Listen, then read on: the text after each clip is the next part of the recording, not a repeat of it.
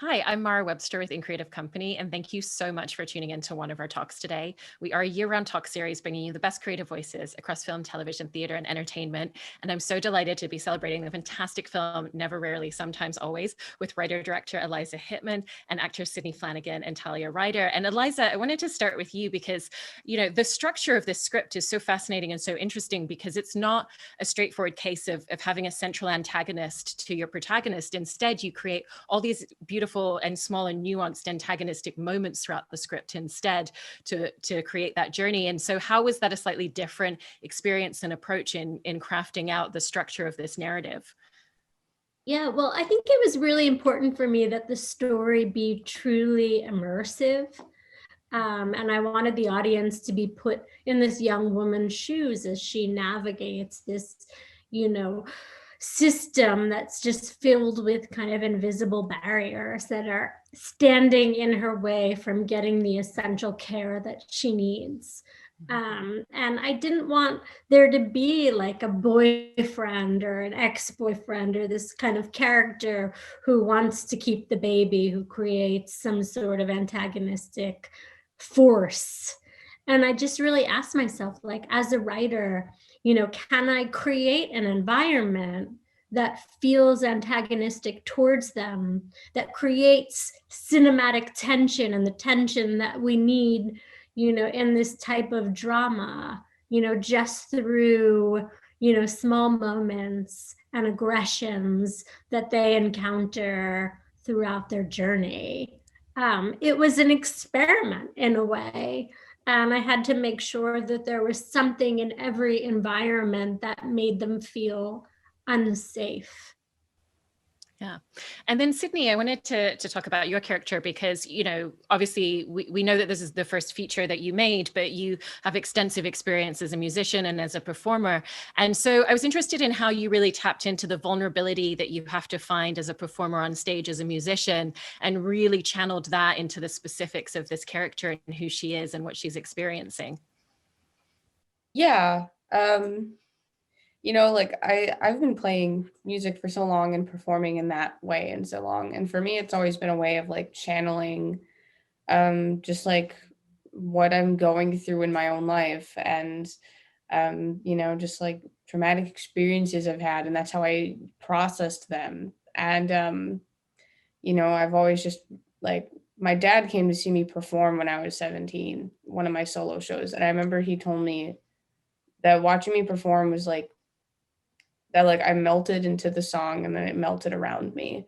And I feel like when you're, performing in any sort of way, and especially if something's so emotional, that's kind of what you have to do is you have to let everything else fall away and make yourself vulnerable and let people see, sort of like what's there.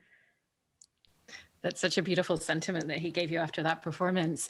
And then Talia, you've obviously been in a handful of roles before this film, but this is such an internalized character. The two of them don't really say very many words out loud to each other, and it's very thought out inside of their heads before they do say anything. So how was that different in terms of the way you thought about the character and her speech throughout the film and what it meant whenever she said anything to her friend and her cousin? The only role I played before Skylar was on Broadway. I played Hortensia in Matilda, who was a girl in Matilda's class and who was a rather outspoken girl and was not afraid to stand up to people. And in this situation, I don't know, I guess I just had to think about Autumn and everything that Skylar did. She really only spoke to comfort her or to support her, and a lot of times, like you mentioned, the best way to support her and be there for her was not speaking at all. She never pries too much or makes her uncomfortable trying to get information out of her, which at times was frustrating, and Skylar at a couple of points in the film was frustrated about that. But I just really had to put myself into her shoes and, like Sydney said, let everything fall away and really just think about what I needed to do in that moment, which most of the time was being there for Autumn. Yeah. And Eliza, you actually set it out that contractually you had final say over the casting so that nobody could push you into any decisions in that part of the process. And so I was interested in the fact that you knew that that was an intention and that that was something that was non-negotiable to you from the start, and what some of the other elements of making this film that were complete non-negotiables to you in the way that you wanted to tell it. I may have been incorrect about that. I don't even remember. Maybe that's what I wanted in my contract. I don't know if it was exactly worded that way. But I was upfront, about how I wanted to make this movie. We hired casting directors who do non-traditional casting. So there was like full transparency over the sensibility of the world that I was trying to construct, I would say. I was really, really firm about needing to shoot on 16 millimeter because I don't know, for me, for a lot of reasons, there's a million justifications. For me, there's something very, ubiquitous about a kind of digital HD look that we have now with certain cameras. And I think a lot of filmmakers are trying to compensate for that look by adding a lot of color and making things like really poppy. And it's not me. And for me, 16 millimeter adds a poetry. It brings this kind of anachronistic feel to the film, which is what I wanted. I wanted it to feel like we didn't know where and when the story was set when it begins. And for me, 16 millimeter is really the best way to capture kind of human emotion. And we're so close to them the whole time, and just people, their skins, their emotions, like everything to me is just you're able to feel it in a different way. It has more dimension with film grain than it does in HD. It looks and feels more real. So that was a big priority. And doing it on a low budget is not easy, a really low budget, but that one element, I think, to me adds so much value. Mm-hmm. And I love that as part of the casting process that you took Talia and Sidney outside of the casting room and really put them into some of the settings of the film to get that really naturalistic sense of what it would feel like. And I was actually curious about in other projects that you've done, if there are similar things that you've done through non-traditional casting in that sort of vein. Well, I think what's always important for me is that, when you're kind of creating relationships between characters on screen, that those relationships off screen are authentic and real. Like when I made Beach Rats and Harris Dickinson had never really been to Brooklyn, I made him go play handball with those guys and get to know them. And, the physical nature of that story and the kind of tension in their bodies was really important. So he had to go and be on that handball court and immerse himself in those games. And I think that that's something that, we also did with Never Rarely. Like their relationship was so important, and it had to be real and it had to be felt, and they had to know each other as Talia and Sidney first and foremost. And we did a lot of work in the limited time that we had, to get them to get to know each other as quickly as possible. Yeah. And to that point, Talia and Sidney, I wanted to ask you about, in working with Eliza through the casting and going outside of the casting room and some of the exercises that she had the two of you do together, like writing diary entries and sharing it only with each other, putting makeup on each other to have that physical intimacy, how that really helped you to understand the approach and the stylistic sense of this film and how she really wanted to be able to film and look at your characters in the movie. Yeah, I guess I kind of want to say I had not even a single filmmaking experience to compare to this. So going into it, I just kind of everything we did, I just felt was oh, maybe this is normal. This is what they normally do. I don't know. And, I didn't realize that, it was such a unique approach. And, and then looking back, and now I'm able to see that, it really was sort of amazing that Talia and I were able to, connect in this, just because I just remember looking back and always just feeling well, Talia was my friend. I liked her. So that's why it was but it was because of these these exercises and whatnot were definitely helpful in the process of making that happen. Yeah. How about for you, Talia? Yeah, in the other rehearsal process that I had experienced was for a Broadway show, and we were given 2 months to drill choreography and songs and harmonies, and it was a real process. We took 2 months, and we started out learning little piece by little piece, and eventually adding more and more material. But in this case, we focused less on the material and more on our relationship with each other, which like Sidney said, I didn't really know what to expect in a film sense.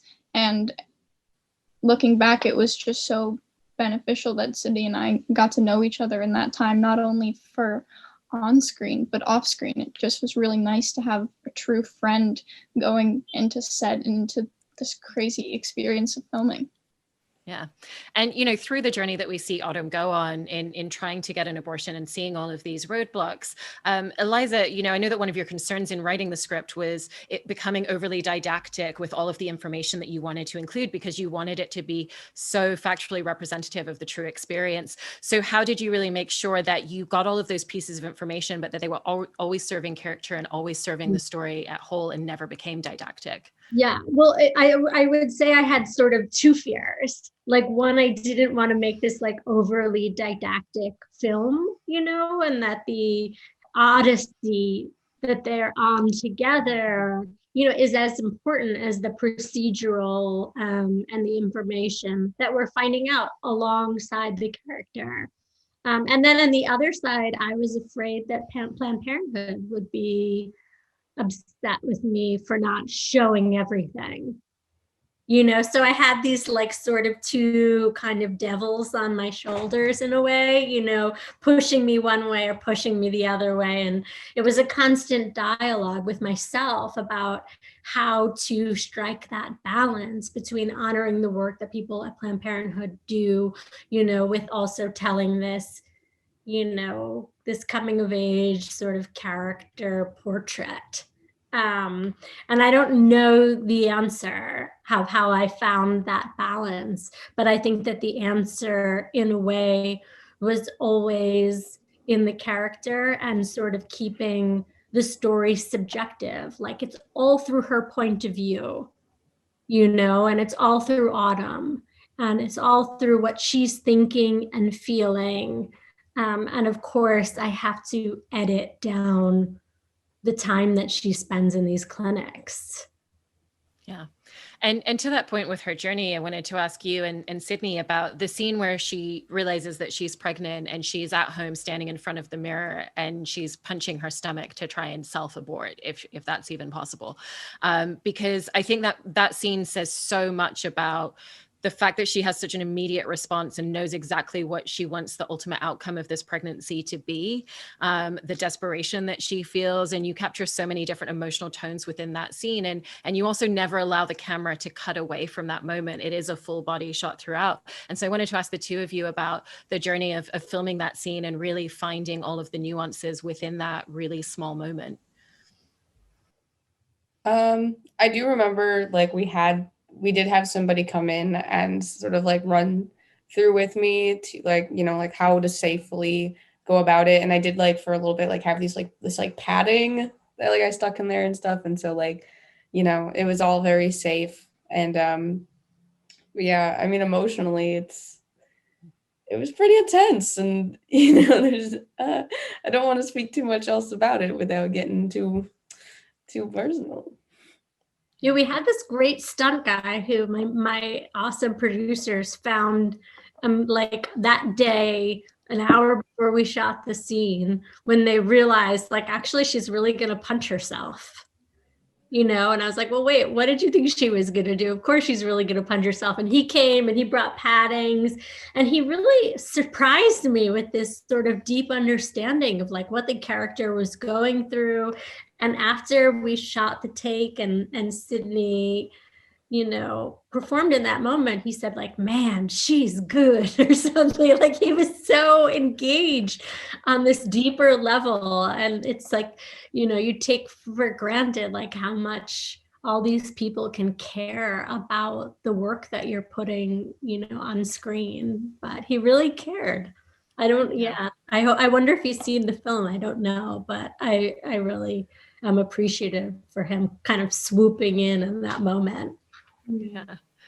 And then Talia and Sidney, you really only have a brief moment at the beginning of the film to explore their family dynamic, their relationships at home, and, particularly with the scene where they go out to eat after the talent show performance. And so I was interested in how you really took very minute details in the script and both really built out this fully constructed world of what their home life was like, what their family life was like, and all of that day to day, so that it carried through into your performance during their journey into New York. Yeah, when it came to like sort of that like family structure and like those relationships, like just from like reading the script, I was kind of able to really imagine it, because I grew up in like a very blue collar working class sort of neighborhood, and I knew a lot of families that were quite the same. Like I remember when we got on set and we were shooting in like the house that was Autumn's house, I was like, I swear like I've been here before. And yeah, so it wasn't too foreign for me. Yeah. How about for you, Talia? Yeah, I mean, rather than trying to figure out a whole backstory for Skylar's family, because you really never get to meet them in the film, I just kind of had in my head that they were close enough to where I could be in Autumn's house and not be acknowledged by anyone else in the family. It was a normal thing for her to be over a lot.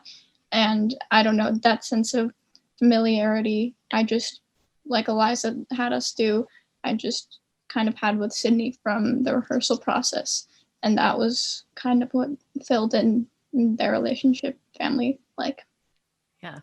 And Sidney, there's a few little details that are given away in the script about the difference in the dynamic with her mom and with her dad. And, there's that moment where her dad's like, oh, your mom wants me to ask you this. It's not that he's actually coming and saying something to her. And did you really kind of like use lines like that to understand the motivation for why she never tells them, why she gets on the bus and goes off with her cousin, and keeps this all to herself the entire time? Yeah, sure. I kept that in mind. I think it's like not everyone also picks up on this, but it is her stepdad. It's not heavily clarified, but yeah, it's kind of like, I think like the way I thought about it was like, I think, that she would like to be closer to her mom, but almost like he's in the way and there's a fear. Yeah. And then Eliza, you actually took that bus journey yourself to kind of look at what that journey would look at like and feel like. So how did that then lend itself to the way that you visually filmed it and the type of imagery that you wanted on screen as they're taking this journey before they even arrive in New York together? Yeah, I like to, I don't think I'm like a great writer. And I think that for me, it's all about taking the journey of the character, like through the writing process. And I went and I took the bus and I made all these visual sketches over like what was out the window and who got on the bus and what I saw as I came through Port Authority, and just really like took those more impressionistic kind of aspects of the trip and wrote them into the script because I didn't want to lose them. For me, it's not about this like snappy dialogue driven script. It's really about her inner worlds and their connection. And I think like for me, what's exciting about making a film is always just sort of shooting human beings traveling through time and space, and that's the priority. And then I kind of sneak the story in throughout the film. But I think it's all about finding those right people who can hold the frame, for 90 minutes. And we're invested in their worlds and their inner worlds and their relationship. And we want to see them get through it unharmed. Yeah. And, one of the ways that we see into the world of Autumn, Sidney, is through the songs that she performs both at the talent show and even the song that she selects in the karaoke room when they're in New York City as well. And I know that you had a lot of say in what those songs were going to be. And so what was it that you really wanted to say about her as a character through those song choices? Yeah. Like I was presented like with some options for like, what we could afford music wise and whatnot. And I just remember like as soon as I was shown like what we could use, like it was kind of obvious. Like the ones that I did want to do were so obvious, like once I heard it. And it's like, you know, like the first one I just remember, you know, like the original version is this more like upbeat sort of like doo-wop style of the song, but the lyrics are like just so haunting. And I thought it really, like in my mind, it kind of felt like a good like sort of like overture of the film, and like I don't know, like of sort of what she's going through. And then that second song was a song that actually was like um it meant a lot to me in my own personal life in high school. And so when I saw that was an option, and I hadn't heard it in so many years, and it just felt like it was finding me again. And so like it was always something of like a comfort to me, and so it just felt like a perfect song for autumn in that karaoke scene. Yeah. You know, and one of the things that I've seen people think about the film sometimes is that they think that there's a lot more improvisation than there actually is. You know, it's very specifically scripted with all of the word choices. And so I actually wanted to ask in the way that all three of you worked together to find such a naturalistic tone that it did feel improvisational and people could almost believe that that was the case, even though it's not. I think that tone comes from not rehearsing too much. You know, and not overdoing it, not over preparing, and letting it feel new to the actors. And there's so little dialogue in the film, there's so little exposition that, you know, you have to, as a director, make sure it feels fresh. And I think, you know, when we were together and rehearsing, we only read through the script like once, twice, and it took like, you know, 15 minutes to read all the dialogue in it. And yeah. I didn't overwork it. And that's the key, is that you kind of have to know what to rehearse and know sort of what to do with like a light touch. Yeah. And you know, one of the light touches that I love in the film between the relationship between Autumn and Skylar is the moment where they're on opposite sides of that pillar at the bus station, and then they just reach each other's hands around. Was that something that the two of you found together, Talia and Sidney, or did that really come from Eliza giving you that piece of direction? Because I just think it's, whenever I think about the film, that's always one of the visual images that stands out for me. Yeah, that came from Eliza. That was, yeah. It was in the script. Yeah. Yeah. You know, and then obviously you were filming in the midst of New York, and nothing ever slows down in the city, and you have people genuinely, you know, running to get buses, catch trains, dive across the street all around you. How did Eliza really help the two of you in just keeping everything focused on the scene, focused on your characters and what you were trying to capture in the moment with her, and to be able to shut all of that off around yourselves? Yeah, I mean, I just personally think like, you know, everything that was going on in the city, like rather than shutting it off, it really just sort of informed the anxiety of like what was going on. Was that the same for you, Talia? Yeah, definitely. And it was cool because a lot of the places that we shot in, I live in New York City, and a lot of the train stops that we were at are stops that I would visit frequently, and the ATM that you see in the film is right on the corner of where I used to work. So I think like the familiarity of being in those places a lot, and also the chaos of a moving Times Square at night and people screaming around you and hustling by, I think like Sidney said, helped definitely inform the scene. But yeah, the juxtaposition of it being kind of crazy but also familiar, I think helped us really focus in. Yeah. And then in jumping into talking about the film's central, never, rarely, sometimes, always scene, Eliza, I wanted to ask you about some of the camera work in that, because you had two cameras in that scene. And at the beginning of it, when it's, you know, more questions that are just, do you have any allergies? Are you on any medications? You have the camera moving back and forth between the medical professional and between Autumn. And then as it gets to the more personal element, it really then just focuses solely in on her and never lets up. And so what were the ways in which you really wanted to use that sense of claustrophobia to create also at the same time such a sense of intimacy in that moment?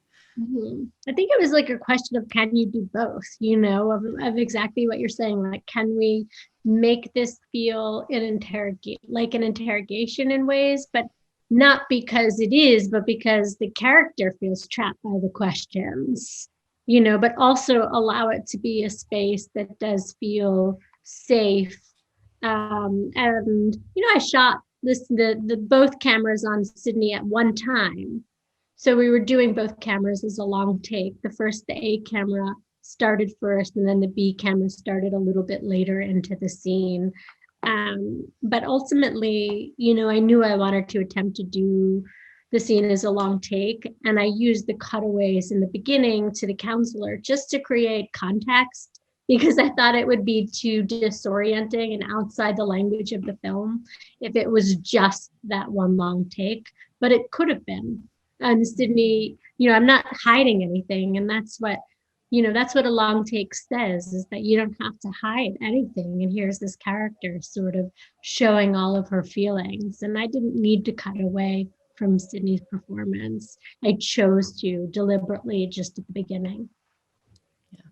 And then Sidney, Eliza actually found you a space by yourself and gave you some time to really just sit and be away from everybody before filming that scene. And so I wanted to ask about the way in which that was really pivotal to finding that emotional vulnerability in that scene. And, was it something where you sat there and looked at the lines in the script, or did you really just take time to sit there and be inside of your own head and to get into character before filming it? Yeah, I mean, pretty much it was just to sit and reflect about my own life and my own experiences and just get there. Yeah. And then Talia, in the moments following that, and especially when they realize that they're going to have to stay in New York, there is that moment where they fall out a little bit, but it's kind of very understated. And I think that your character kind of shows this real sense of maturity and understanding and reading the situation, knowing that it's not about her, knowing that she just has to give her a little bit of space. And so, were you very much looking at Sidney's performance and just reading that as like what your character needed to give her in that space in those scenes following? Yeah, I think Skylar gets pretty frustrated at that point because she feels like she's completely giving herself to Autumn, her full support, yet she's so shut out of this experience. And I think it's in that moment it's hard to remind herself that that she has no idea what's going on behind those closed doors. And although she's not being told, she doesn't need to be told. And it just gets hard for that second there to feel so shut out. But I think she's quickly reminded of why she's there, and also why Autumn isn't sharing those things with her. Yeah. One of the things that she does in order to support Autumn is to contact this guy that's been a little bit creepy to her on the bus and bring him into their fold so that they can eventually ask him for money. And, it's interesting because your character very much is objectified by men in different ways. When we look at the grocery store manager who wants to kiss their hands when he takes the money from the till, when we look at the fact that this guy on the bus doesn't read the fact that she doesn't even want to talk to him. And so I wanted to ask about the ways in which you thought about her as a character, experiencing these things, but also understanding how it works in the world and trying to figure out how to navigate it, in the fact that she is then able to use it to get something that the two of them desperately need in the moment. Yeah, I was 16 when we shot the film, and that was kind of something that I was also learning at the same time that Skylar was learning about the powers, yet also drawbacks you have as being a young woman in the world that we live in today. And I think it was really, really savvy of Skylar to use this unwanted attention to eventually benefit them at the end of the story. And it's really beautiful, in my opinion, also to see that Skylar was willing to put herself in a really uncomfortable position and to push her boundaries for the sake of her cousin. And it is unfortunately a heroic moment in the film, and kind of forced me to look inside myself and kind of think about how far I would go for the women that I love. And yeah, I just have a lot of respect for Skylar and think that she's a very smart girl. Yeah, no, I definitely agree. And Eliza, I thought it was interesting to hear that the hand kissing in the grocery store actually came from your partner's experience in the town where he grew up. And so were there just so many different spaces that you were able to look for what those microaggressions from men on these two young characters were going to be throughout the film? Yeah, it's, I mean, unfortunately so easy. Yeah, that moment was something that happened to him actually in the workplace, but there's a lot of other moments that are drawn from my experience. Like there's nothing more horrifying than being stuck on an empty subway car with a masturbator. You know, that's happened so many times in my life. And there was a discussion like, are you sure you want to put that in the movie? We know what happens, but yeah, like I want the audience to feel trapped on this subway car. Like I felt trapped on this subway car so many times. And all these little moments are really just emblematic of what a truly kind of sexist, you know, world we live in. Yeah. And then Talia and Sidney, obviously going through this experience and having such an intimate connection immediately from the very first moment that you met and making this film together. I wanted to ask Talia kind of like really what you got the opportunity to learn working alongside Sidney, and Sidney kind of what you feel that you actually learned and took away from Talia. Yeah, I mean, this was Sydney's first time ever acting. This was something that she hadn't done before, and getting to watch her kind of throw herself into something that was completely new to her, and be fearless and try new things and open herself up to me. It was really amazing to see, and I don't know, I feel like after working with Sidney and just watching her do something amazing, I felt more inclined to try new things and be less fearful in my own life. Well, dang. Oh, yeah, I mean, definitely like being around Talia was like, she just has such a like warmth around her and a confidence that I just found so inspiring. And you know, like just when she walks into a room, like it just feels lit up, and I just like really liked that about her, and it just made me like, I guess in turn also want to feel like, you know, more confident about myself, and to, yeah, I don't know, like just take on more. I felt like I remember meeting Talia and just being like, wow, she's done so much and she's so young, and that's so impressive. And yeah, it's just really inspiring. Yeah. Well, this film as a whole is such a true example of the power and the importance of storytelling. And, you know, so congratulations on everything with the film and everything that you've managed to accomplish and all the conversations that you've managed to create beyond the movie itself. And thank you so much for this conversation with us today as well. Thank you. Nice to see you after such a long year. Oh, thank you.